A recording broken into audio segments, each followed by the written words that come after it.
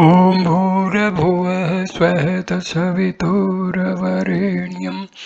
भर्गो देवस्य धीमहि धियो यो नः प्रचोदयात् ॐ शान्ति शान्ति शान्तिः.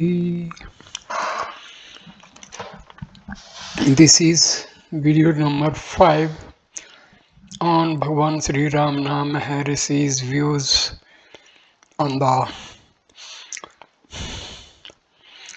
self-enquiry. In this video, I am going to start the heading Eradicate the sense of doership. If one has formed oneself, the world and God also will appear to have form. But if one is formless, who is it that sees those forms, and how? Without the eye, can any object be seen? The seeing self is the eye, and that eye is the eye of infinity. As long as a man is the doer, he also reaps the fruit of his deeds. But as soon as he realizes the self through enquiry as to who is the doer, his sense of being the doer falls away, and the triple karma is ended. This is the state of eternal liberation. The end of the path of jnana is to know the truth that the I is not different from the Lord, Isvara, and to be free from the feeling of being the doer, Kritritva, Ahankara. Whatever one does, one should do without the egoity I. If one acts in that way, all will appear as of the nature of Shiva. The end of the path of jnana is to know the truth that the I is not different from the Lord, Isvara, and to be free from the feeling of being the doer, Kritritva, Ahankara. As long as a man is the doer, he also reaps the fruit of his deeds. But as soon as he realizes the self through enquiry as to who is the doer, his sense of being the doer falls away and the triple karma is ended. This is the state of eternal liberation. The old vasanas pertaining to the body, mind, and so on are destroyed. Being free from body consciousness, one never has the sense of doership. Since such a one has no sense of doership, his karma, it is said, is completely destroyed. As nothing but the self exists, no doubts arise for him. Remove the obstacles and the self remains. Concentration, meditation, and all spiritual practices are not performed with the object of realizing the self, because the self is ever present, but of realizing the non-existence of ignorance. Pain and pleasure are to the ego, which is itself imagined. When the ego disappears through constant inquiry into its nature, the illusion of pleasure and pain also disappears, and the self, their source, alone remains. There is neither ego nor ignorance in reality. After negating all of the bodies and organs as not this, that awareness which alone remains, that I am. Investigate and the thoughts cease.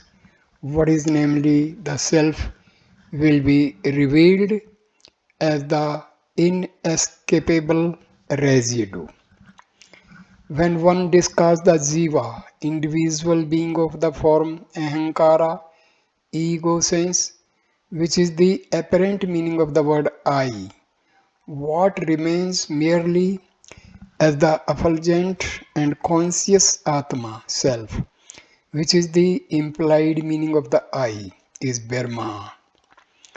The wrong I is the obstruction. It has to be removed in order that the true I may not be hidden. Therefore, what we seek is eternal but not now known due to obstructions. All that we need to do is to remove the obstruction. Ignorance is the obstruction. Get over this ignorance and all will be well. The ignorance is identical with the I thought. Find its source and it will vanish. When the source of the I thought is reached, it vanishes and what remains over is the self. When the world, which is what is seen, has been removed, there will be realization of the self, which is the seer. The seer and the object seen are like the rope and the snake. Just as knowledge of the rope, which is the substrate, will not arise unless the false knowledge of the illusory serpent goes, so the realization of the self, which is the substrate, will not be gained unless the belief that the world is real is removed. Your nature is bliss. Ignorance is now hiding that bliss. Remove the ignorance for bliss to be freed. Atma or Paramatma is that from which the body is born, in which it lives, and into which it finally resolves.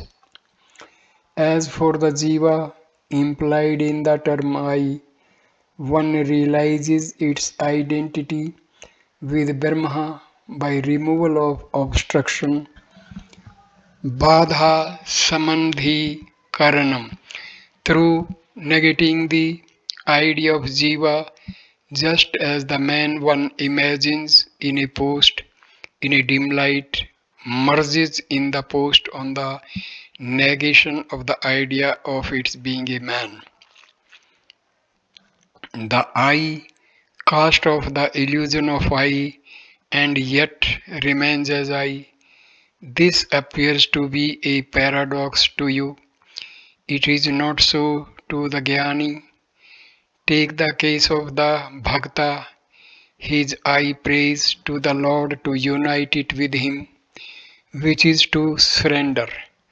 What remains as residuum after this surrender is the eternal I, which is God, the Absolute Paramatman Himself.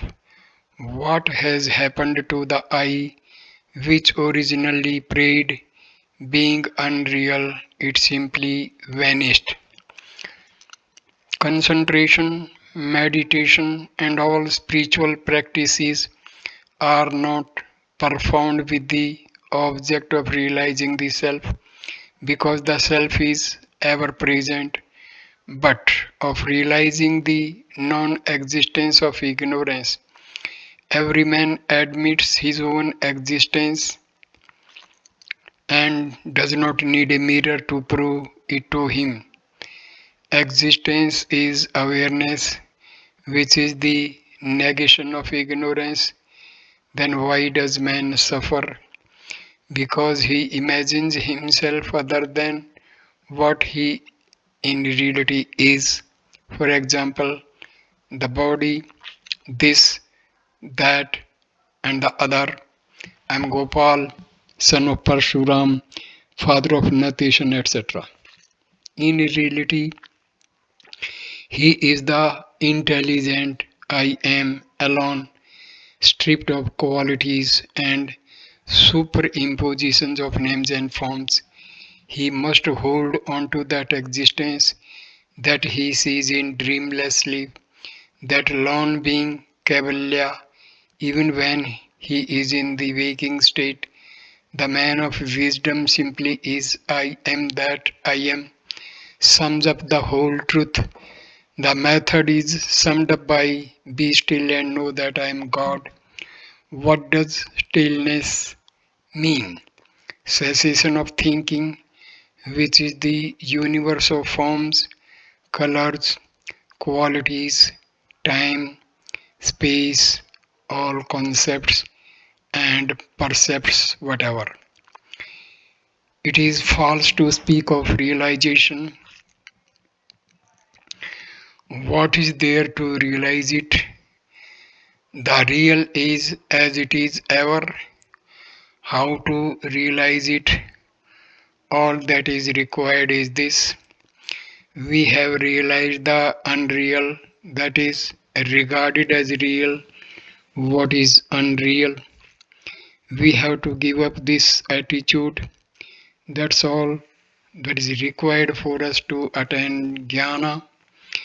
We are not creating anything new or achieving something which we did not have before. The illustration given in the books is this: we dig a well and create a huge pit.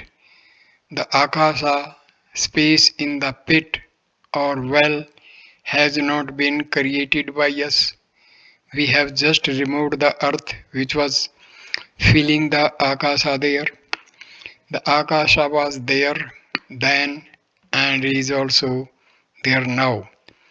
Similarly, we have simply to throw out all the age-long sanskaras, innate tendencies which are inside us. When all of them have been given up, the self will shine alone. Stop the thoughts which are your enemy, and the mind will remain as your pure being, the immortal I. The real is ever present, like the screen on which all the movie pictures move. While the pictures are, while the pictures appear on it, it remains invisible. Stop the pictures and the screen, which has all along been present. In fact, the only object that has existed throughout will become clear. All these universes, humans, objects, thoughts, and events are merely pictures moving on the screen of pure consciousness, which alone is real. Shapes and phenomena pass away, but consciousness remains ever. You must distinguish between the I, pure in itself, and the I thought. The latter being merely a thought, sees subject and object, sleeps, wakes up, eats and thinks, dies, and is reborn.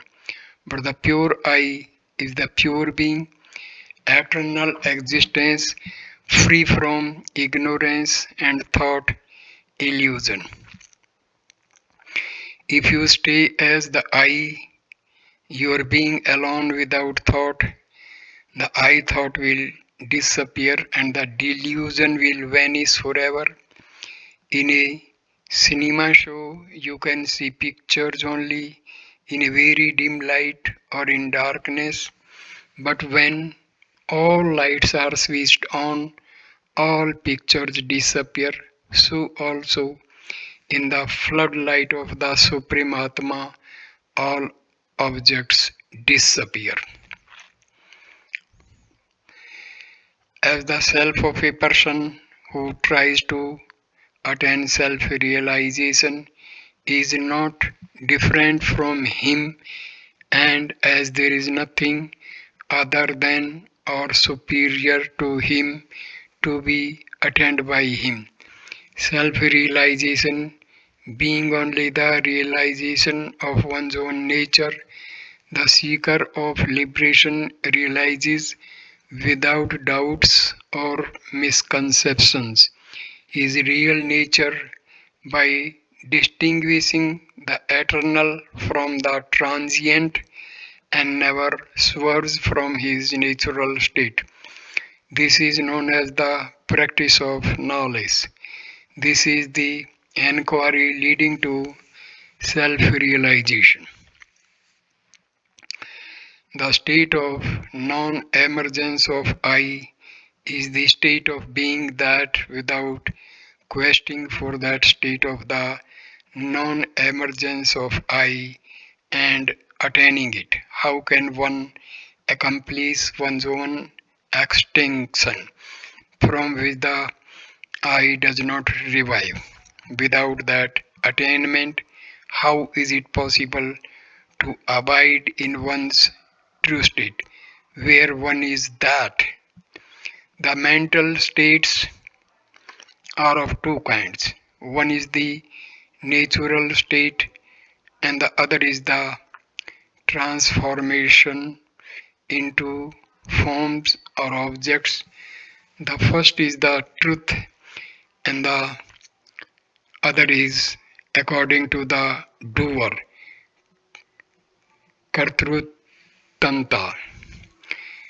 Kartrutantra. When the latter perishes, Jale Karta, reneweth like the clearing nut paste in water. The former will remain over.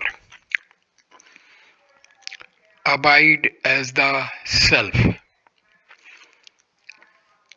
You need not eliminate the wrong I.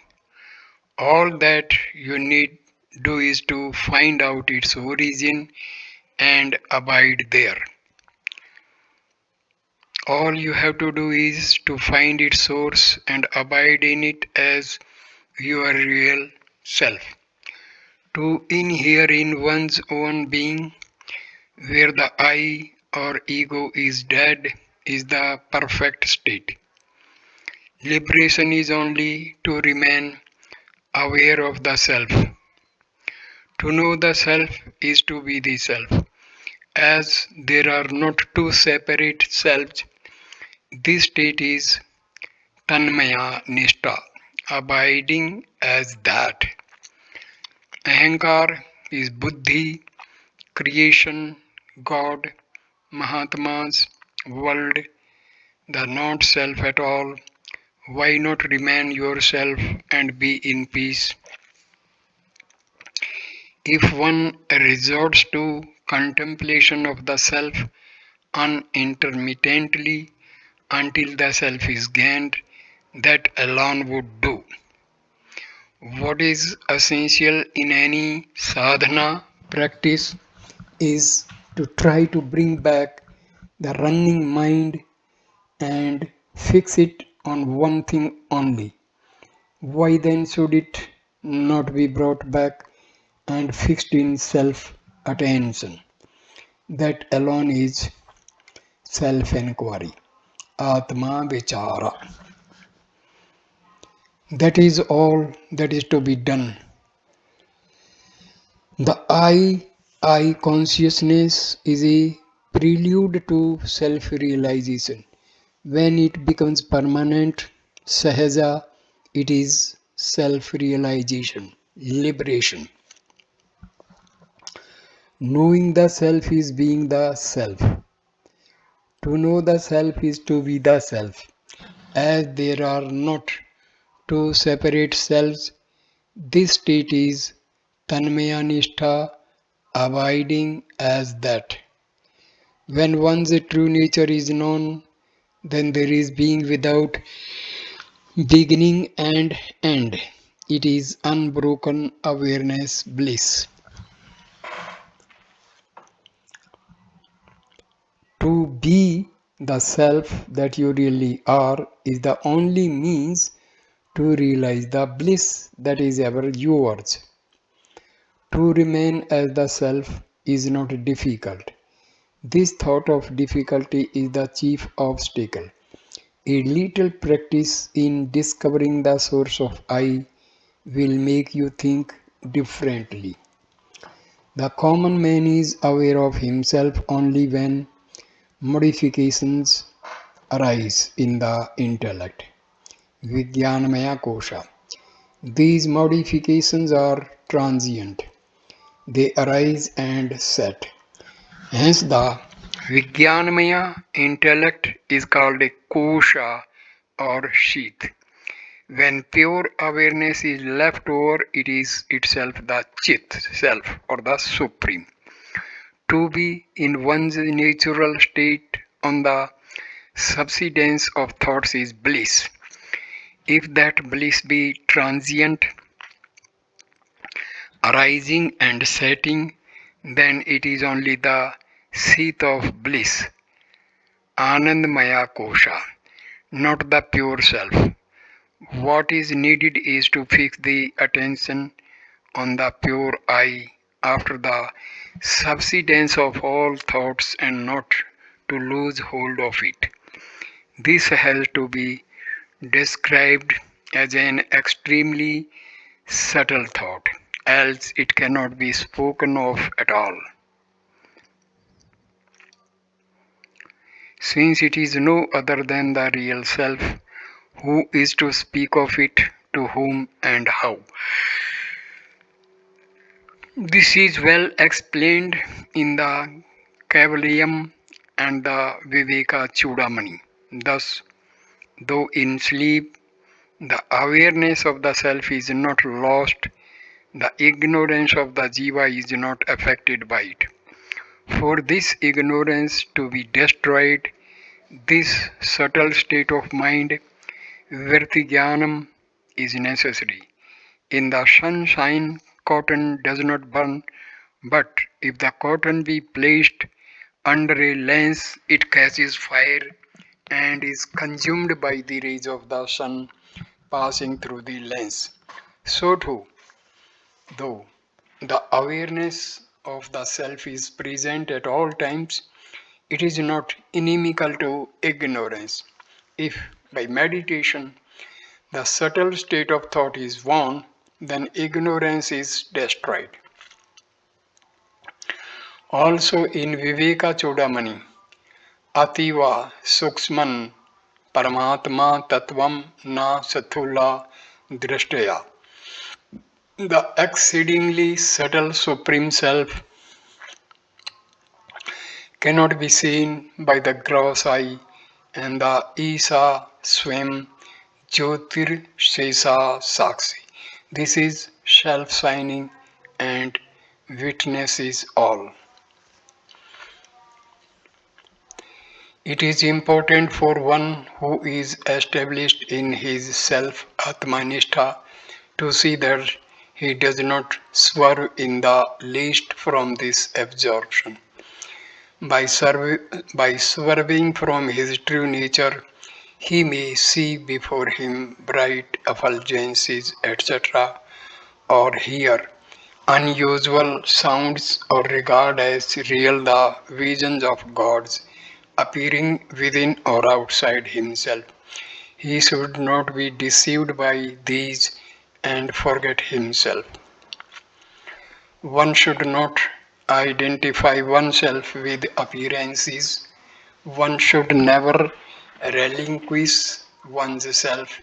This is the proper means for destruction of the mind, manunasha, which is of the nature of seeing the body as self, and which is the cause of all the aforesaid obstacles. Because God remains of the nature of the self, shining as I in the heart, because the scriptures declare that thought itself is bondage. The best discipline is to stay quiescent without ever forgetting Him, God, the Self. After resolving in Him, the mind which is of the form of the I thought, no matter by what means. This is the conclusive teaching of the scriptures.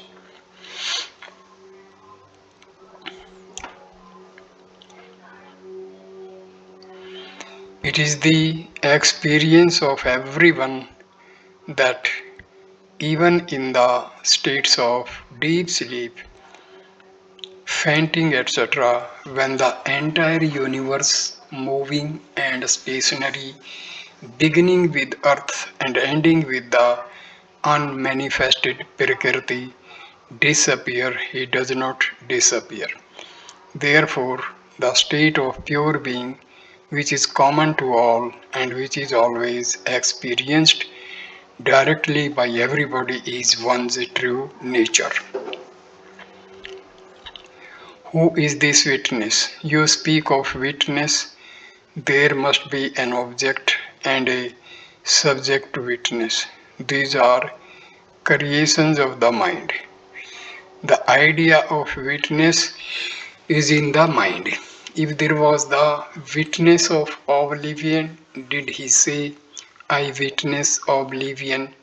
You, with your mind, said just now that there must be a witness.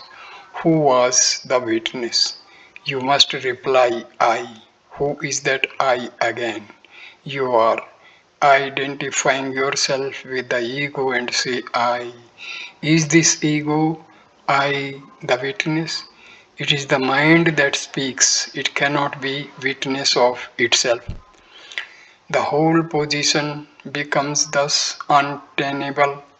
Consciousness is unlimited. On becoming limited, it simply arrogates to itself the position. There is really nothing to witness. It is simple being. Without yielding to the doubt, is it possible or not? One should persistently hold on to the meditation on the self. Even if one be a great sinner, one should not worry and weep, oh, I am a sinner, how can I be saved? One should completely renounce the thought, I am a sinner, and concentrate keenly on meditation on the self. Then one would surely succeed. There are not two minds, one good and the other evil. The mind is only one. It is the residual impressions that are of two kinds, auspicious and inauspicious. When the mind is under the influence of auspicious impressions, it is called good, and when it is under the influence of inauspicious impressions, it is regarded as evil. One should not give room in the mind for such thoughts as, is this good or is that good? Can this be done or can that be done? One should be vigilant even before such thoughts arise and make the mind stay in its native state.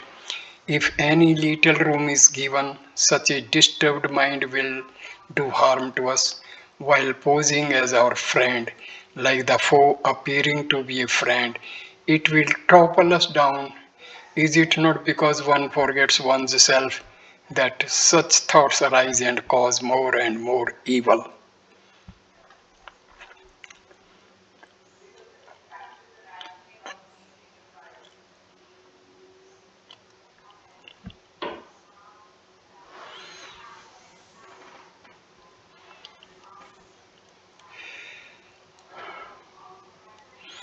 So I complete this video at this stage. Next video number 6 will start with three senses of self must be understood: Jiva, Atma, and Paramatma. Thank you for watching this video. Please like, comment, and share the video and subscribe the channel. Thanks a lot. Namaskar.